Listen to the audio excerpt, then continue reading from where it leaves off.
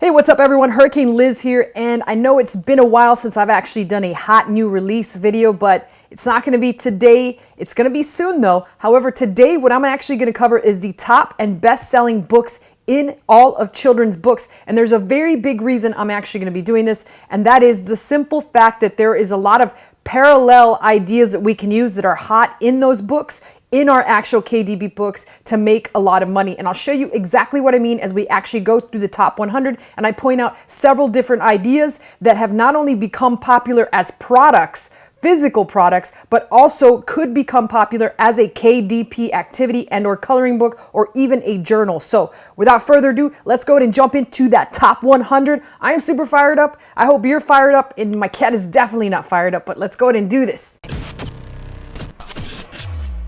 All right, so I'm here on my screen share and I'm in the Amazon bestsellers in children's book. And we're going to scroll right through and take a look and see what kind of books are hot and potentially what kind of ideas this could give us in order to make a parallel shift and put these books into KDP. So let's go and see what we find and what ideas could work. I know there's going to be a couple ingenious ones here. So like I already like this one. It's pretty cool. Now this is a book about a construction site on Christmas night. So again, it's using part of those themes that we talked about throughout the entire year that have been hot, which are things like dump trucks, big monster trucks, and in this case, a crane. And it focuses on illustrating what it would be like on Christmas night in an actual construction site, which is very cute. And once again, can show us that if we've done these monster truck themes and our construction themes all year round, we could very easily put together a Christmas book. Obviously, probably not a good idea to put it for this year because we'd have very little time. However, for next year, we should always have books in our pipeline and be thinking about next year already. I know that sounds kind of crazy, but it's the truth. So let's keep going and see what else. This one has been on the Hot 100 for a long time. There was a viewer that actually asked me to critique and see if they had an overall funnel. So I will have a video coming out about that shortly. Here's the little blue truck. We always talk about this little truck, and now they've got a little blue truck's Christmas. So this just goes to show the power of branding or branding your central character, and then making several different books and or coloring books about that central character throughout the course of the actual year. Christmas being one, it could be Thanksgiving, it could be Valentine's, it could be several different opportunities that you get to create a book out of your central character. In this case, it's the little blue truck. All right, let's see what else we see. Turkey Trouble. Obviously, again, as I mentioned back when I covered November niches, turkeys, anything about Thanksgiving and or turkeys was going to sell. And people buy books for their kids and for their loved ones just as much during Thanksgiving as they actually buy them during Christmas. I'm not saying the same amount, but they still buy a pretty decent amount of things for their loved ones during Thanksgiving. Case in point, if you saw my video about my turkey shirt, which has gone viral and is at the top of Amazon for turkey shirt, then you'll know that there is money to be made. And that was a shirt that I made over 4 years ago. So that goes to show you how crazy these things can turn out for you year after year after year. Okay, so let's see what else that comes across. Everything is kind of just pretty much standard. Here's Taylor the Tooting Turkey. Again, we talked about the turkey thing and how to draw 101 animals. That's another really good one. And I'm just kind of looking at ideas that we could take that are right now in the bestsellers, and then we could create a book out of them in the actual KDP niche. And a lot of these we've covered. Here again is the turkey niche. Here is a fantastic one, and I'm going to talk about this one and rant a little bit about this, but it's Fritz the Farting Reindeer. Not only did they take a reindeer and make him fart, because technically at this day and age you can almost put any type of character, smack a fart up on there, and guess what? You got a bestseller on your hands. So what they did with this that was pretty ingenious is the reindeer's farting, and they made his name very catchy. So they wanted to have it kind of, I don't actually know what this is from an English perspective. There's something when the letters are the same thing, and obviously you can tell I'm not the smartest tool in the shed, but it's F and F. Fritz the Farting Reindeer, and it's a picture of a reindeer farting, right? So obviously this is a fantastic theme. There's a lot of physical products that sell with things farting. There's a lot of KDP books of farting cats and farting corgis and things of that nature. So they basically just made a story out of this, same way you could do and make a story or a coloring book out of reindeers farting. And it doesn't stop with just a reindeer. You can do several characters. You could do Santa's workshop with farts. Obviously, that sounds kind of ridiculous, but at the same time, if people are buying a farting reindeer book, people are going to buy Santa's workshop in a cloudy, smoked area with a lot of elves just kind of like, oh, like, damn, Santa, what you doing here? This isn't a contest, buddy.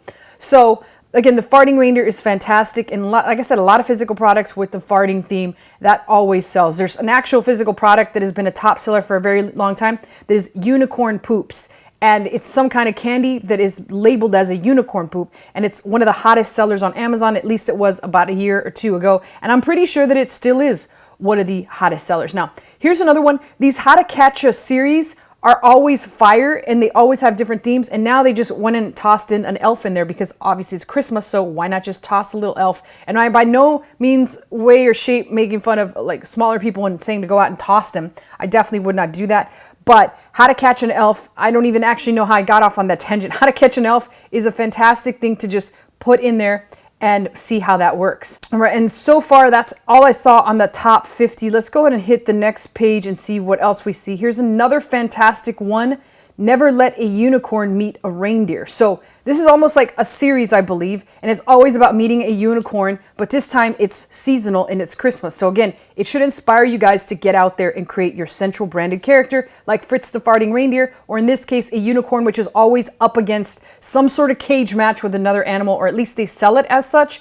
Just kind of be like the UFC for mythical or fictional creatures. You can make up your own fighting federation. You can cage match them. You can do whatever you want. Be as creative as possible. But that's the first thing that came to mind when I actually saw that. Now, other than that, here again is my case in point. Now it's Freddy the Farting Snowman, just like Fritz the Farting Reindeer. Now we got Freddy the Farting Snowman. I don't know if by any chance they are from the same author. However, again, you slap a fart on anything and it sells. There's even an entire coloring book dedicated to farting animals, coloring book, cute little furry foul-mouthed critters and things of that nature. So those are just a couple ideas that you could toss out there, like something having to do with Christmas bloopers where you got elves cursing, you got Santa cursing, you got everybody just going bananas and ape shit because of the fact that it's Christmas and tensions are up at a high level. So anything like that would be definitely really good. Now here we go, Pete the Cat, which is a central character that we've seen a lot of the time. Now he's living it up during Thanksgiving. So he's out there with the turkeys, he's on the Mayflower with the Pilgrims and the Indians and all that good stuff. And here we have another littlest reindeer. But again, it goes to really show that when you have a central or themed character and you're branded, the sky is truly the limit. Now here is another Christmas in the Manger. This is obviously something, some kind of coloring book dedicated to the religious aspect of things like Jesus in the manger and baby Jesus and sweet baby Jesus and all that good stuff. Is a fantastic idea. So the spider who saved Christmas, that's kind of interesting. And other than that, it looks like we've got the blue truck again, Christmas songs, and this is a Dr. Seuss one, so obviously that's not anything that we could actually do or replicate. Here is a really good one. I love it. It's pretty cool. It's turkey claws. Like, why didn't we actually think of that? Why didn't somebody out there think of that before this guy did and put it into a coloring book? But it's just putting that turkey, now sticking him into Thanksgiving and coming up with a central theme character that works out really good and a very clever name. I couldn't have even come up with that. That is extremely clever. So hats off to whoever came up with this, but it just goes to show how you can blend two holidays together and then potentially make art out of it and make some money with it as well. So fantastic idea with that one.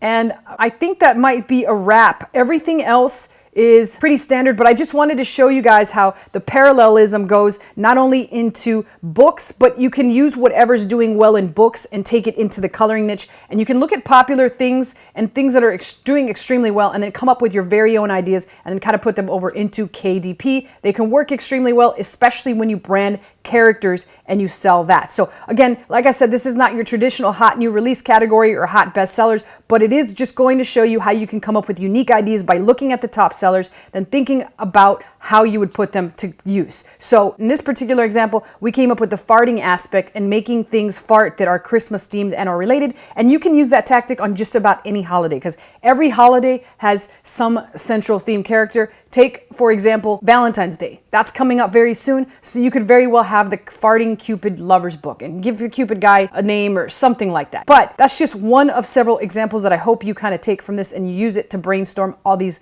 fantastic book ideas. So if you have any questions or comments, post them below. I always personally answer them, and I'll see you guys in the next video.